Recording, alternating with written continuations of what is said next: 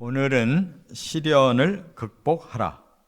시련을 극복하라. 이런 제목으로 말씀을 상고합니다. 그동안 우리가 새벽에 계속 구약의 연대기 성경을 해왔는데요.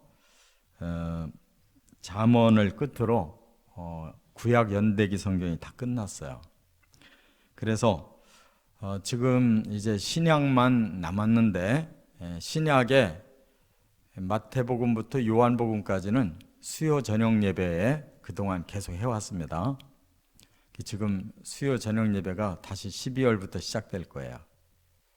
그래서 이제 한 반 가까이 했었는데 이어질 것이고, 또 주일 낮 예배는 그동안 사도행전부터 바울 서신까지 이제 쭉 하고 있는데, 사도행전은 끝났고 갈라디아서 그다음 데살로니가서 이렇게 하고 있어요.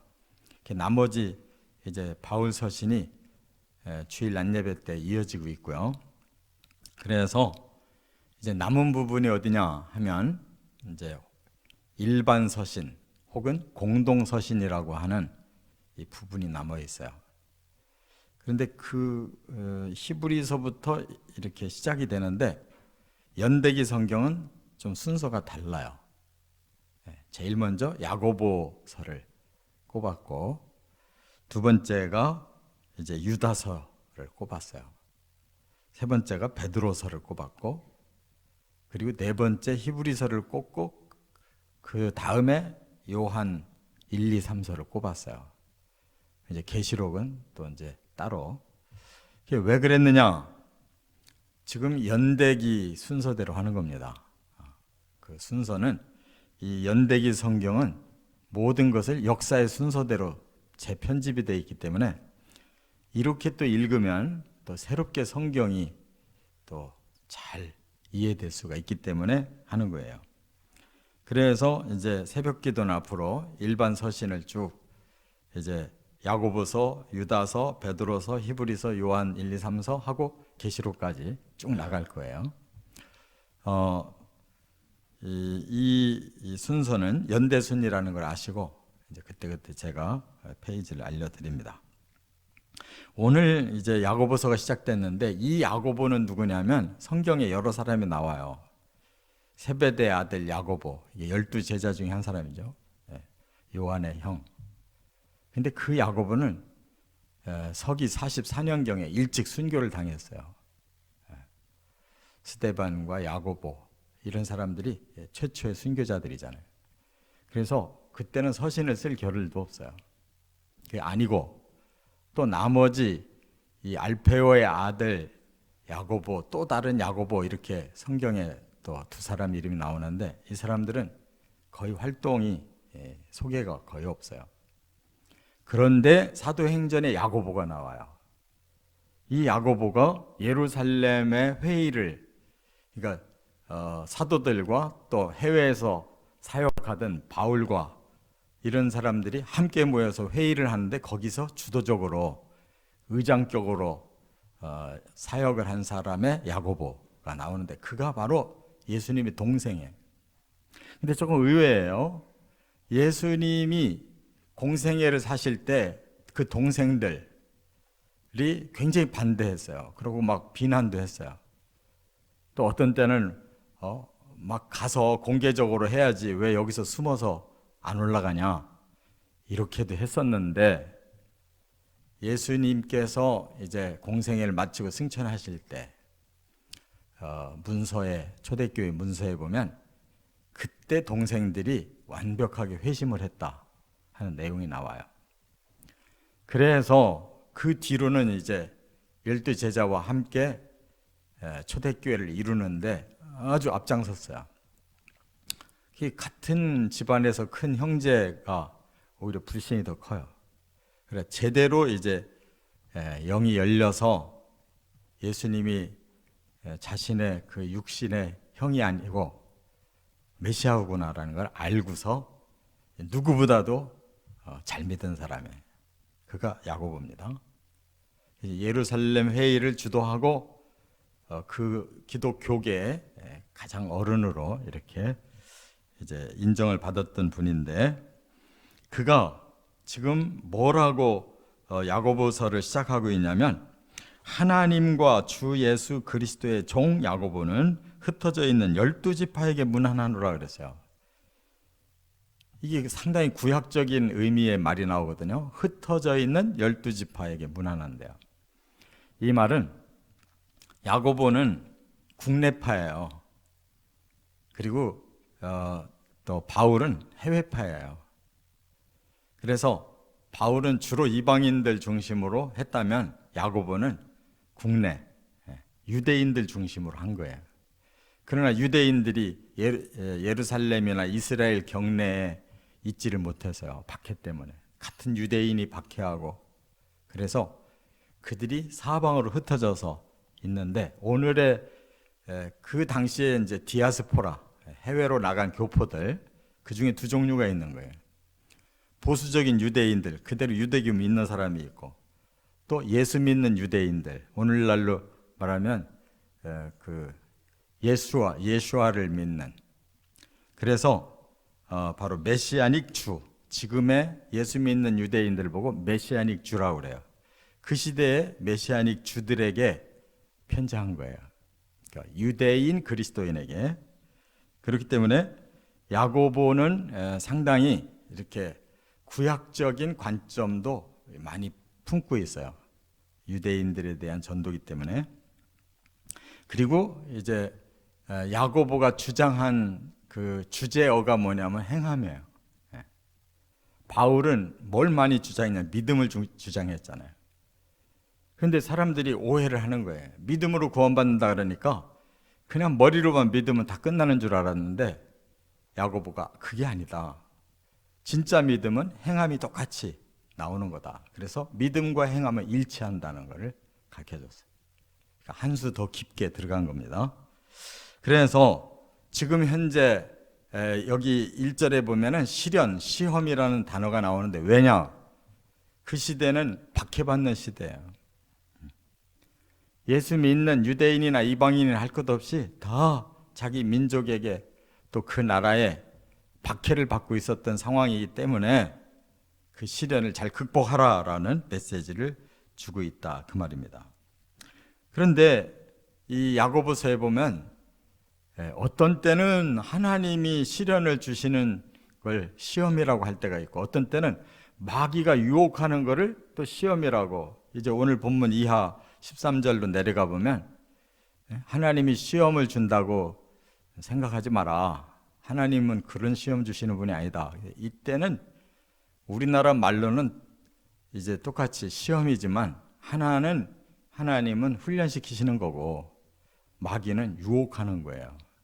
그걸 우리가 구별해야 성경에 오해가 없어요. 지금 여기서는 1절부터 12절까지는 계속 시험이라는 단어가 나오면 그건 하나님이 주시는 시련, 영어로 말하면 트라이얼, 마귀가 시험하는 건 템테이션, 유혹이에요.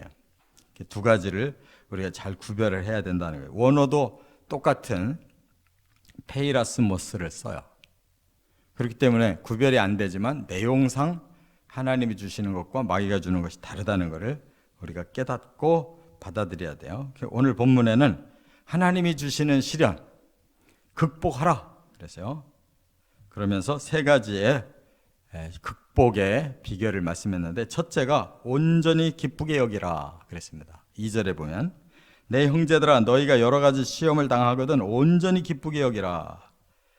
여기 여러 가지 시험 그랬는데 박해라는 것이 각양의 박해가 있는 거예요. 말하자면 뭐 집단적인 박해도 있지만 개인적인 박해도 있고 또 물질적인 박해도 있고 또 지위, 직책에 대한 박해도 있는 거예요. 높은 자리에 올라갈 수가 없는 거예요. 계속 따돌림을 당하고 그리고 민족적인 박해가 있어요. 또 이 사람들이 해외에서 흩어져 살다 보니까 아주 그 나라 민족한테 아주 멸시를 당하잖아요. 그러니까 이건 모든 공통적인 시험입니다. 그런데 그거를 어떻게 극복하느냐 하는 비결이 온전히 기쁘게 여기라 이렇게 말씀하고 있는 거예요. 왜 그럴까요? 우리가 노력을 할 때는 힘이 드는데 노력한 만큼 열매를 거둘 때는 기쁘잖아요. 그러니까 여기서 보는 것은 과정을 보지 말고 결과를 보라는 거예요. 과정은 힘들어요. 그러나 결과는 너무 좋다는 거예요. 그래서 온전히 기쁘게 여겨라 그랬는데, 여기 온전이라는 말도 이 원어가 파스라고 그러는데 항상이라는 뜻도 있고 모두라는 뜻도 있어요. 항상은 시간적으로 계속, 또 이 모두라는 말이 양적으로 어떤 것이든지 다 받아들인다. 기쁘게 여긴다라는 말은 뭐냐? 기쁘다라는 말은 그 결과를 보는 거예요. 열매가. 이게 다른 말로는 행복하다라는 뜻인데, 이 카라라고 그래요. 카라라는 말은 헬라어로 기쁘다, 즐겁다, 행복하다, 그거예요. 지금 박해를 받고 있는데 뭐가 기뻐요? 지금은 힘들어요. 그런데 하나님이 우리를 훈련시키실 때에는 그 결과는 너무 좋은 결과가 온다는 것을 알기 때문에 기쁘게 여겨라 그랬어요. 지금 기쁜 게 아니에요. 기쁨의 목표를 보고 내 마음에 그 기뻐할 결과를 생각하고 이겨내라는 뜻이에요. 그렇기 때문에 항상 시련, 훈련은 현재는 고단한 겁니다. 운동선수들이 훈련 받고 있는 기간 너무 힘든 거예요. 그런데 나중에 우승해서 메달을 받을 걸 생각할 때 이제 그 마음의 목표가 기쁜 거지. 이게 천국 가는 신자의 생각인 거예요. 이 땅에서 그리스도인들은 결코 성공 못합니다. 세상은 악한 사람들이 성공하고 있고 우리는 천국에까지 가는 승리를 위해서 살아가는 거예요. 성공이라는 단어와 승리라는 단어는 아주 다른 거예요. 승리는 하나님 나라의 목표까지 가는 게 승리예요. 성공은 이 땅에서 번성한 게 성공이에요. 우리 목표는 이 땅에서 번성이 아니라는 거예요. 그렇기 때문에 훈련을 우리는 잘 해결해야 되는데, 여기 3절에 보면 믿음의 시련 그랬어요. 우리 믿음을 하나님이 시련을 주신다. 훈련, 도키모스, 훈련시키고 있다는 거예요. 그래야 천국 갈 만한 믿음이 생기는 거지. 거저 안 되는 거예요. 예수 믿는 일을 세상에 복 받기 위한 수단으로 예수 믿는 사람들은 조금 있으면 다 떨어져요. 왜냐하면 환난이 오기 때문에. 적그리스도가 나타나면은 바로 믿는 자들을 싹쓸이 하는 겁니다. 그렇기 때문에 그때는 나는 세상에 성공하려고 믿었지, 내가 이렇게 박해받고 전 세계에서 고난받는 무리가 되려고 한 거 아니다. 다 떨어져요. 다 예수 부인하고 적그리스도의 수하로 들어가는 거예요. 그 전에 우리가 훈련이 돼야 된다 그 말이에요. 어떠한 박해도 이겨낼 수 있는 훈련이 돼야 돼요. 두 번째, 또 하나의 비결은 뭐냐? 3절에 보면 인내하라 그랬어요. 인내라는 말은 히포모네라고 그래요. 원어가. 휘포라는 말은 뭐뭐 아래라는 뜻이고, 모네라는 말은 그 안에 머물러 있다라는 뜻이에요. 그러니까 구약에도 보면 주는 나의 피난처시오, 그런 말을 다윗도 고난받을 때 많이 썼어요. 주는 나의 피난처십니다. 바위 밑에 나를 숨기시고, 그게 인내예요. 우리는 주님이라고 하는 바위가 계셔요. 그 밑에 숨어 있는 게 인내예요.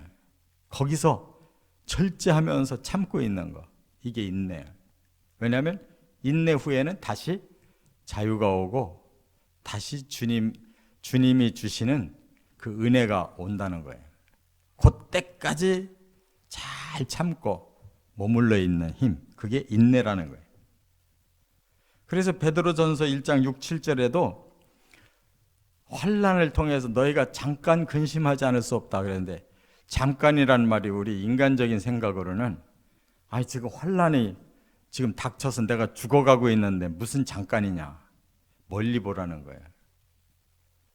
하나님이 우리를 바위 틈에 숨기고 계실 때 그 환난이 지나가면 그 후에 우리가 얻는 그 축복에 비하면 이건 잠깐이다.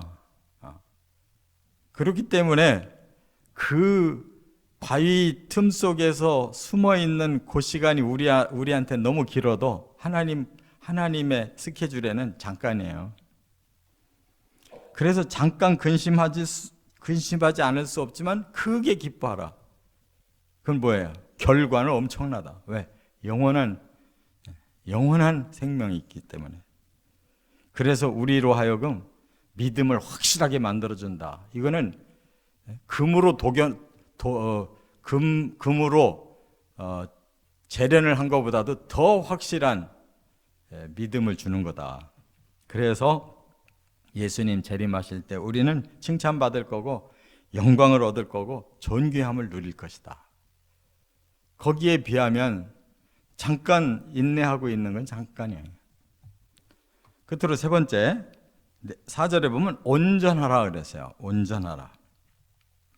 인내를 온전히 이루라. 이는 너희로 온전하고 구비하여 조금도 부족함이 없게 하려 함이라. 요 한 절이 전부 온전에 초점 맞췄죠. 인내도 온전히 하라. 이 온전이 뭐냐면 목표에 도달했다라는 뜻이에요. 온전은 이 텔레이오스라고 그러는데 목표에 도달할 때까지 가야 돼요. 그러면 이제 온전해진 거예요. 목표가 이루어졌다 그 말이에요. 그때까지 이제 계속 가는 거예요. 그러면 구비가 된다고 그랬어요. 구비라는 말이 뭐냐면 다 갖춰졌다는 뜻인데 이 홀레크로로스라고 그래요. 크레로스. 이 말은 뭐냐면 홀로스와 크레로스가 하나로 합쳐진 단어인데 홀로스라는 말은 모두 갖췄다. 그리고 클레로스라는 말은 내가 해야 될 모든 직무를, 그런 뜻이에요. 내가 해야 될 모든 직무를 다 갖췄다. 그럼 그 사람은 완전한 사람이에요. 그때까지 가라는 거예요. 다 갖춰질 때까지. 내게 박해가 안 끝나고 훈련이 안 끝나거든. 아직 난 덜 갖춰졌구나. 하나님이 나에게 더 갖추라고 하시는구나 라는 걸 깨닫고 아직 목표를 더 둬야 돼요. 우리 스스로 여기까지다라고 목표를 끝내면 안 돼. 하나님이 원하는 목표까지 더 갖춰야 된다는 거. 그게 온전이라는 거예요. 들풀이 훨씬 향이 강하듯이 하나님 훈련시킨 다음에 우리를 향기롭게 들어 쓰시는 거예요. 그게 안 되면 그냥 이 안에서 기르는 화초처럼 냄새도 안 나고 겉만 그럴듯하지 쓸모가 없어요. 이처럼 하나님의 목표, 하나님의 방법, 이러한 하나님이 주시는 이러한 메시지로 이 땅에 온갖 영적인 시련을 극복하고 끝내 주님이 세우시는 그곳에 설 수 있는 저와 여러분 되시기를 주의 이름으로 축원합니다.